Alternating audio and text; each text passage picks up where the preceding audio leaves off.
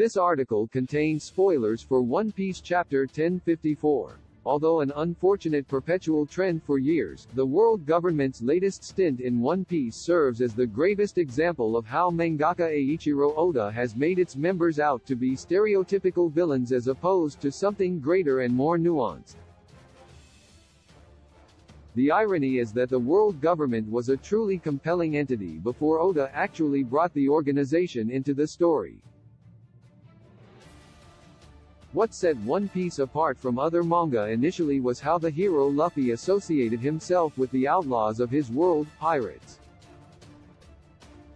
Even though his innocuous notion of pirating was about the pursuit of freedom as opposed to the more ubiquitous understanding of them as those who plunder innocents, he was still a criminal.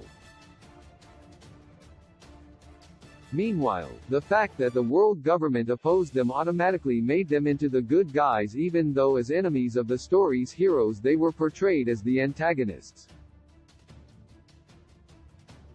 But then Oda revealed the true nature of the world government, and its members became stereotypical villains. Chapter 1054 of One Piece now casts the world government in arguably the worst light ever since Oda began portraying it as a true antagonist. After finally vanquishing Kaido, Admiral Ryokugyu suddenly appears in Wano and starts relentlessly attacking the country's inhabitants. Although his endgame is to flush out Luffy, who's wanted by the world government, Admiral Ryokugyu is clearly relishing in his destruction. He has no qualms with taking advantage of the fact that the people of Wano have no rights since their country is not affiliated with the world government and that he can enforce his authority that allows him to do to them as he pleases even though it's immoral. It was uncharacteristic of One Piece to initially have such a multifaceted villainous organization as the world government that was, for the most part, ambivalently evil. In truth, the world government was more of a major adversary than an actual collection of villains that possessed a more nuanced relationship with Luffy than just bad guys wanting to destroy the good guys. But that dynamic clearly came to an end early on when the world government proved that it would go to any means to eliminate pirating from the world entirely.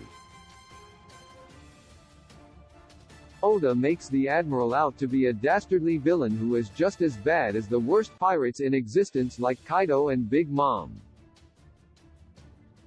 The mangaka could be much more nuanced in his approach by making Admiral Ryokugyu unhappy about having to slaughter innocents, or hesitant to wreak havoc since Wano is unaffiliated. But instead Oda chooses to have simpler villains, and heroes, in a world where everything is in fact black and white with no shades of gray. Further underscoring Admiral Ryokugyu as a villain is the fact that Wano has just finally been liberated from 20 years of slavery and suffering under Kaido's harsh rule. For the first time in recent history, the people of Wano are truly free, and now this latest threat is now throwing them back into the pits of hopelessness. As near impossible as it was for Luffy to defeat Kaido, it's even less likely that he can now save them from a second enemy who rivals even Kaido. In the end, the world government, and Admiral Ryokugyu especially, are just your stereotypical villains in a world where everything is unfortunately as it seems in One Piece.